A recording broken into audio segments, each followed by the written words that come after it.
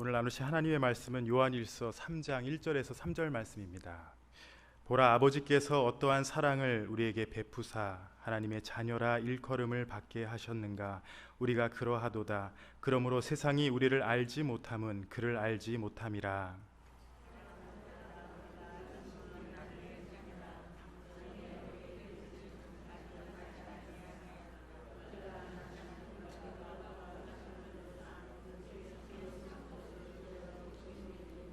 같이 보십니다.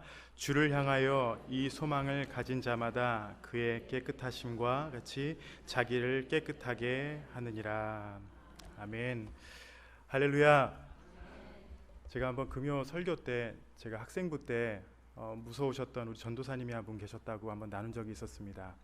검도와 유도와 역도를 하셨던 분이라서 굉장한 근육을 지니고 계셨던 분입니다. 그분이 세수를 이렇게 못 하셨습니다. 항상 이렇게 수련회 가면 세수를 이렇게 하셨는데요. 그만큼 한국 사람 중에 근육이 많은 분을 제가 처음 봤습니다.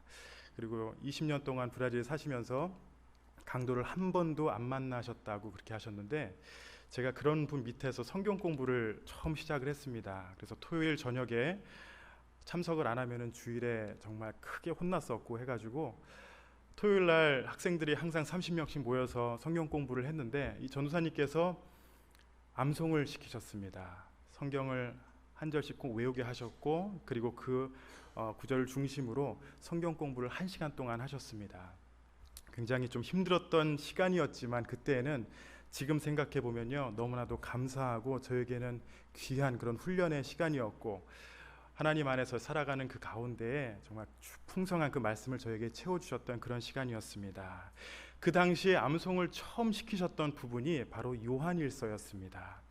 구원받은 하나님의 백성으로 우리가 무엇을 믿고 하나님 안에서 확신하며 살아가야 되는지, 그 전사님께서 암송을 통해서 우리가 잊지 말고 후에도 이것을 기억하며 방황하더라도 그 말씀을 붙잡고 다시 돌아와라 라는 것이, 지금 여쭤보니까 지금 목사님이신데 그렇게 한번 말씀을 하시더라고요. 예를 들어서 그때 구원의 확신이라는 주제로 요한일서 5장 11절 12절을 암송시키셨습니다.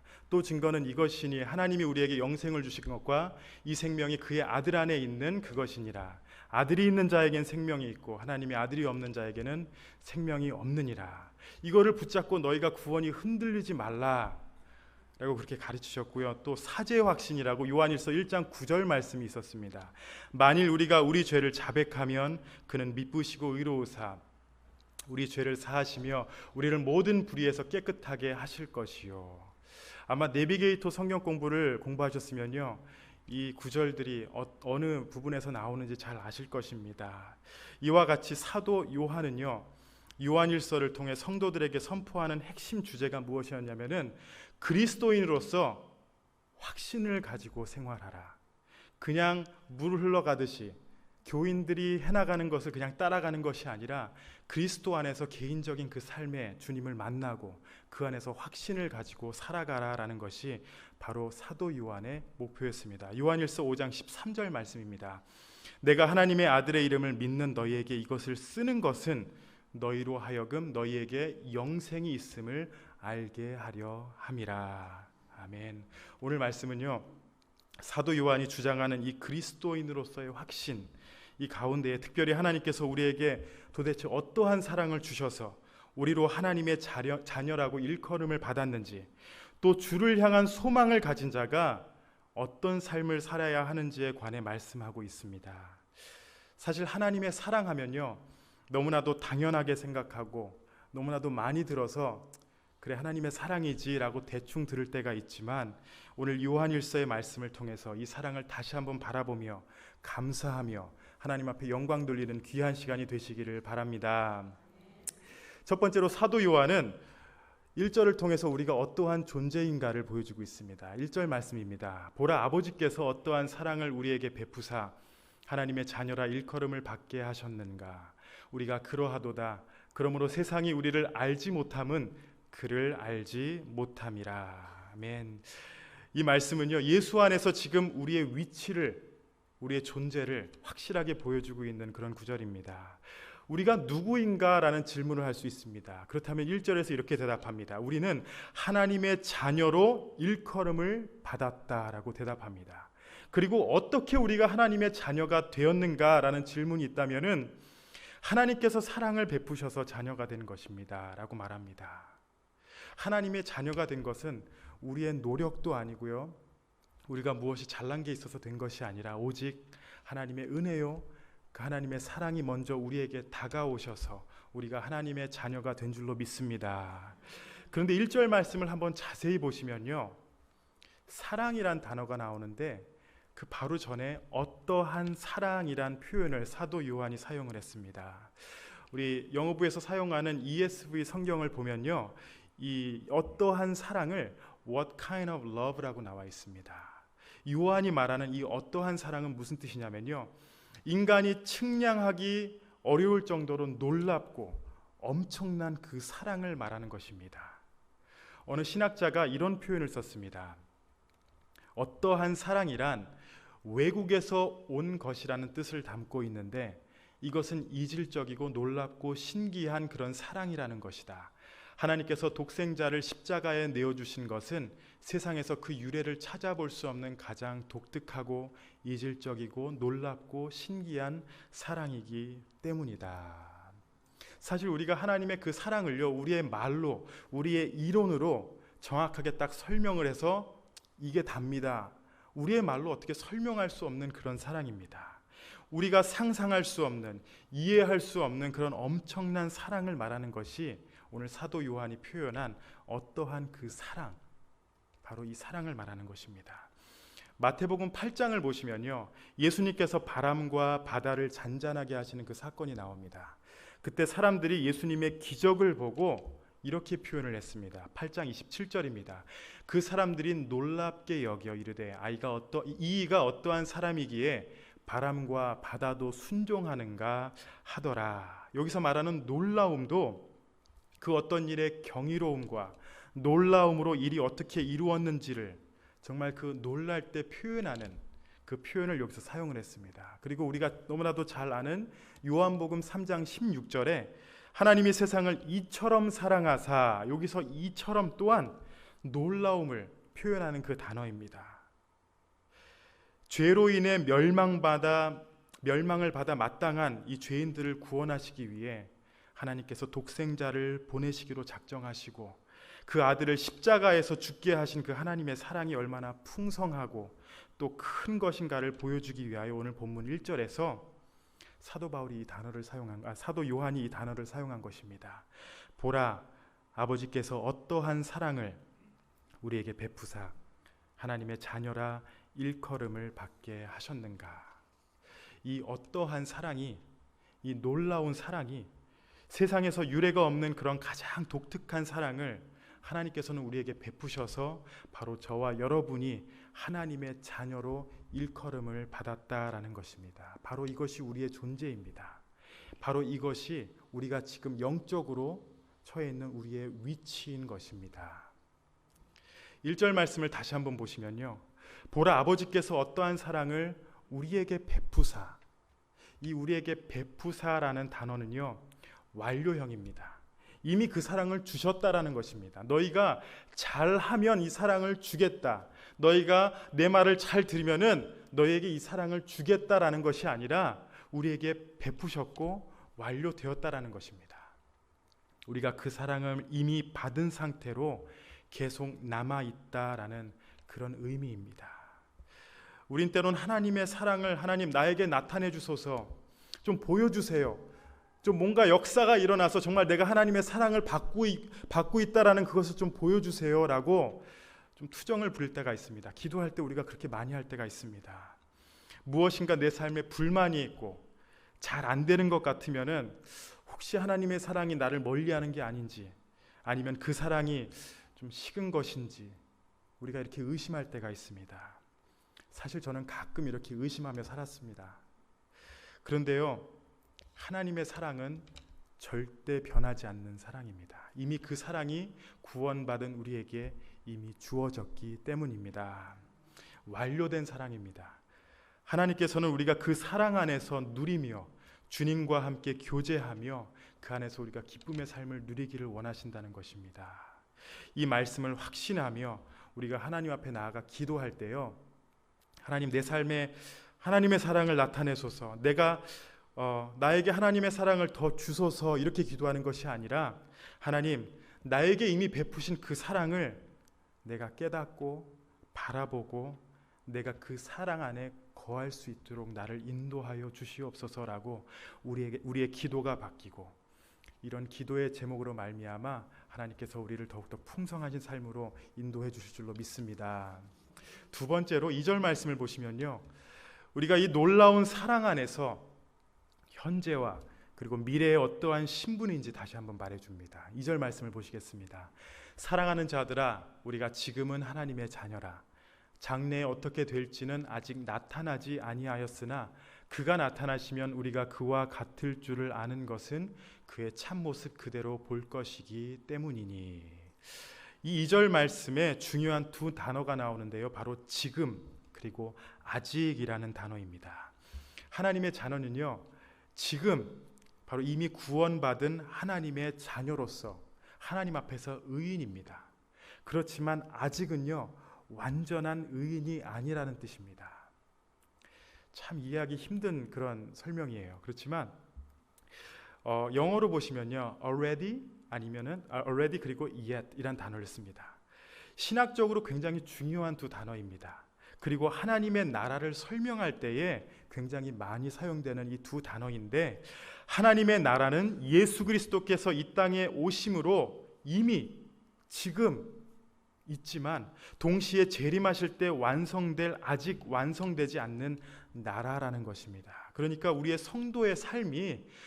삶이요, 구원받은 백성으로서 어떠한 생각으로, 어떠한 마음으로 살아야 되냐면은, 지금 우리가 구원의 삶을 누리면서 미래적인 소망에 대한 믿음을 가지고, 비록 내가 구원을 받아서 고난을 당하지만 그 가운데서 인내하고 기쁨으로 소망을 하면서 현재의 삶을 살아야 된다라는 것입니다. 바울은 로마서 8장 17절에 이렇게 말합니다. 자녀이면 또한 상속자, 곧 하나님의 상속자요, 그리스도와 함께한 상속자니 우리가 그와 함께 영광을 받기 위하여 고난도 함께 받아야 할 것이니라. 하나님의 이 놀라운 사랑을 받은 자에게는 그리스도의 영광의 자리에 동참하기 위해 우리가 겪는 현재적인 고난을 우리는 굳건히 견딜 수 있어야 됩니다. 골로새서 3장 4절 말씀입니다. 우리 생명이신 그리스도께서 나타나실 그때에 너희도 그와 함께 영광 중에 나타나리라. 아멘. 지금은 우리가 하나님의 자녀라는 그 신분을 기억하시고 믿으시기 바랍니다. 그 안에서 기쁨을 누리면서 사시고요, 열심히 소망 중에 달려갈 때에 장차 우리 예수님이 다시 오실 날에는 우리가 영광스러운 모습으로 주님을 만나게 되리라는 것을 믿고 또 그것을 소망하며 사시는 우리 성도님들이 되시기를 바랍니다. 마지막으로 세 번째로요, 사도 요한은 주를 향하여 소망을 가진 자로 깨끗이 살라라고 말합니다.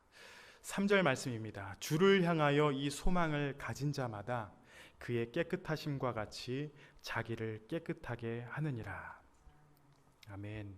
우리가 결혼을 할 때 신랑 신부는 상대방을 자신의 동반자로 맞아들이기 위해서요, 우리가 몸과 마음을 깨끗하게 합니다. 과거를 다 정리합니다. 결혼식을 앞두고 결혼식을 하면서 다른 사람을 마음에 두고 있다라는 것은 그거는 안 되는 겁니다. 이와 마찬가지로 우리가 천국의 소망을 두고 그리스도의 신부로서 우리가 살아갈 때에 예수님을 맞이하기 위해 우리의 몸과 마음을 주 앞에서 깨끗하게 유지해야 한다라는 것입니다. 그런데 이 3절 말씀을 보시면은 가끔은 우리가 신앙생활을 하면서 헷갈려 할 수 있는 그런 몇 가지가 있습니다. 예를 들어서 우리가 깨끗한 삶을 살아야 되는 이유는 우리가 구원을 받기 위해서가 아니라, 천국에 들어가기 위해서가 아니라, 이미 우리는 천국의 백성이 되었기 때문에 천국의 그 시민으로서 우리는 깨끗하게 살아야 된다는 것입니다. 그리고 교회에서 우리가 봉사하고 열심을 내서 섬기는 것은, 우리가 열심을 내서 교회에서 섬기면은 하나님께서 우리를 받아주시겠지라는 것이 아니라, 이미 우리는 하나님의 백성이고 하나님께서 사랑하시는 자이기 때문에 우리가 봉사하고 하나님 앞에 그 사랑을 표현하는 것입니다. 그리고 하나님 앞에 우리가 회개하는 것은요, 우리가 그 회개해야 하나님께서 나를 받아주시고 천국에 가기 위함이 아니라 하나님의 백성으로서 우리는 정결한 삶을, 깨끗한 삶을 살아야 되기 때문이라는 것입니다. 처음에 나눈 것과 같이 우리의 존재는요, 이미 하나님의 이 어떠한 사랑, 놀라운 사랑을 받은 귀한 자들이기 때문입니다. 제가 말씀을 준비하면서 지난 한 주 동안 개인적으로 하나님의 사랑에 대해서 많이 묵상하게 되었습니다. 왜 하나님의 사랑을 우리가 알고 믿고 확신한다 하면서 때론 사랑이 식는 것 같고 때로는 하나님이 나를 멀리 하시는 것 같은 그런 의심 속에 있을까 한번 많이 생각을 해봤습니다. 그리고 제가 한번 청년에게 이런 질문을 해봤습니다. 커플이에요. 만난 지 얼만큼 됐니? 보니까 얼만큼 됐다고 얘기하더라고요. 그래서 그때 처음 만났을 때와 지금이 어떠니? 감정이 어떠니? 그러니까 그냥 덤덤하게 똑같아요 그러더라고요. 그런데 가만히 보니까, 얘기를 하다 보니까 그 좋아하고 사랑하는 그 감정이 오래 그렇게 지속될 수 있었던 건요, 매일 만나고 매일 얘기하고 슬픔과 기쁨을 함께 나누는 그런 시간이 계속해서 있었기 때문입니다. 우리가 하나님의 사랑을 지식으로서는 알지만 하나님께서 원하시는 건요, 그 사랑과 사랑 관계가 매일매일 만남의 삶과 그 나눔의 삶이 지속되듯이 우리가 하나님을 만나고 그 말씀을 묵상하고 그 가운데 기도하기를 원하신다라는 것입니다. 누군가 만약에 여러분들에게 와가지고 하나님의 사랑을 보여주십시오, 나한테 한번 하나님의 사랑을 보여주십시오 라고 한다면은 우리 성도님들은 뭐라고 대답하시겠습니까? 도대체 하나님의 사랑을 뭘 받기 때문에 우리 성도님들은 그렇게 하나님을 믿고 하나님의 사랑을 확신하며 살아가십니까? 라고 질문한다면 뭐라고 답하시겠습니까? 한번 이 질문을 저한테 해봤습니다. 그리고 저한테 해보니까 좀 고민이 굉장히 많이 들더라고요. 보여줄 게 없었어요. 증거, 이렇게 물질로서 보여줄 게 없었습니다. 그런데 묵상을 하는 가운데 저의 과거에 있던 어느 한 사건을 통해서 하나님께 정말 감사하고 그 사랑을 좀 느끼게 해줬던 그런 사건이 하나가 있었습니다. 그래서 제가 잠시 그 간증을 나누고 말씀을 마치도록 하겠습니다. 저희 가정이 브라질에서 자라면서 부모님이 옷가게를 하셨습니다. 부모님이 1세이시고 브라질 말을 못하셔서, 포르투갈어를 못하셔서 바느질집을 가실 때에 가끔 중요한 걸 설명하게 될 때 저를 항상 데리고 가셨습니다. 그런데 제가 중학교 3학년 때쯤에 학교가 끝나고 저를 데리고 이제 바느질집을 가는데 그 성파울로 도시에서 1시간 넘게 차를 타고 갑니다. 왜냐하면 이제 인건비가 싸기 때문에 그런 작은 마을들을 찾아서 바느질을 하는 그런 사람들에게 원단을 맡기고 그리고 다시 픽업을 합니다. 근데 그날따라 그 마을에 들어가는데 어느 한 옛날 차를 운전하면서 좀 위협을 하면서 다니는 차량 한 대를 발견했습니다. 그래서 우리 차 옆으로 계속 위협을 하면서 다니더라고요. 저희 아버지가 좀 조심스럽게 좀 이렇게 세웠다가 또 그 차가 좀 이렇게 좀 멈칫멈칫하면 또 이렇게 가고, 그래서 그 바느질집 앞에 이렇게 세웠습니다.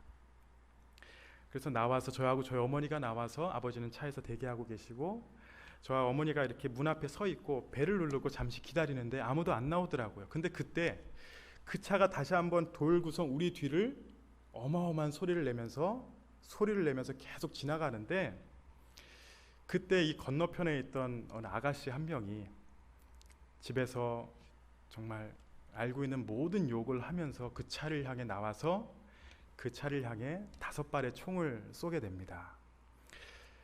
5발의 총을 쏘는데 저희 어머니가 좀 놀라셨는지 비명을 지르시면서 저를 확 끌어안고 차로 이렇게 가시더라고요. 급하게 뛰어가서 저도 가고 어머니가 뒤에 앉으시고 제가 앞에 앉게 되었습니다. 차의 문이 닫히는 가운데 약간 차의 불빛으로 저희 어머니의 얼굴을 계속 봤는데 저희 어머니 얼굴에 피로 물들어 계시더라고요. 그 여성분이 차를 향해 쐈던 그 총알이 튀겨서 저희 어머니의 이마에 맞게 된 겁니다. 근데 그 순간 저 어머니가 놀라시긴 하셨는데 저를 감싸시고 차로 들어오셔서 먼저 저를 앉게 하시고 그 다음 앉으시더라고요. 너무 놀래서 저희 아버지와 제가 이제 저희 모르는 마을이기 때문에 병원을 찾으러 가는데 병원을 찾지를 못해서 길에 있는 어느 아가씨를 거의 유기하다시피 태워서 병원을 찾아갔습니다. 응급실로 가고 저희 어머니가 누워 계시고 다행히도 피를 이렇게 닦았는데 이마를 정통으로 맞으신 게 아니라 옆으로 스쳐가지고요 이렇게 좀 벌어지시기만 하셨더라고요. 그래서 많이 피를 흘리시고 다행히 열 몇 바늘을 꼬매시고 회복을 하셨습니다. 병원을 2번을 옮겨가면서 치료를 하시고 꼬매셨는데 새벽에 퇴원을 하시고 같이 차를 타고 돌아오시면서 저희 어머니가 이렇게 고백하시더라고요. 감사하게도 아들이 아니라 내가 맞았네 라고 고백을 하시더라고요. 근데 그때 그냥 앞자리에서 그냥 울고만 있었습니다. 제가 그 일이 있은 후에 그 후에 한 달 동안 정말 저희 어머니 말을 너무나도 잘 들었습니다. 제 생에 그런 효자의 시간은 없었던 것 같습니다. 이마에 붕대를 감고 계신 모습을 보니까 그때 그 상황에 저를 안고 총을 맞으셨는데도 저를 안 맞도록 이렇게 안으시고 이렇게 오시는 참 어머니가 너무 감사했고 이런 어머니가 내 어머니구나라는 게 너무 감사했지만 한 달 후에는 또 철없는 그 아들 모습으로 돌아왔습니다. 20년 후에도요 미국에 가끔 오시는 그 어머니의 이마의 상처를 보면요 마음이 뜨거워질 때가 있어요. 사실 저희 어머니의 사랑이 그 사건 하나로 다 말할 수는 없습니다. 나를 사랑하시고 평생 동안 희생하시고 나를 위해 사셨던 그 어머니의 사랑이지만 만약에 저에게 있어서 가장 기억나고 큰 사랑의 사건이 무엇이냐라고 질문을 한다면은 저는 이렇게 얘기할 수 있습니다. 제 옆에서 총을 맞으셨지만 나를 보호하시려고 품어주셨던 그 어머니의 모습입니다. 이렇게 말할 수 있습니다. 그리고 아들이 아니라 내가 맞아서 참 감사하네 그렇게 고백하신 그 어머니를 기억합니다. 우리가요 하나님의 사랑을 말할 때에 우리의 삶 가운데 여러 가지 일들과 무슨 물질적인 것을 받아서 그래 난 하나님의 사랑을 받았어 무엇인가 잘 돼서 그래 하나님의 사랑이 내 삶 가운데 역사하셨어 이렇게 말할 수 있지만 하나님께서 우리에게 베풀어 주신 가장 크신 사랑 하나님께서 나에게 보여주시고 이미 이루어지신 그 크신 사랑이 하나 있다. 오늘 사도 요한이 표현한 것과 같이 어떠한 사랑, 놀라운 사랑이 있다면요 바로 십자가의 사랑입니다. 만약에 우리에게 있어서 하나님의 사랑이 의심되시면요 왜 나는 이러한 상황에 처해 있을까? 왜 뭔가가 안 되는 것 같을까? 도대체 하나님께서 나를 사랑하실까? 그런 의심이 생긴다면요 이 십자가를 한번 10분 동안 바라보시기 바랍니다. 그 가운데서 하나님께서 우리를 어떻게 사랑하셨는지 분명히 하나님께서 개개인에게 말씀해 주실 줄로 믿습니다.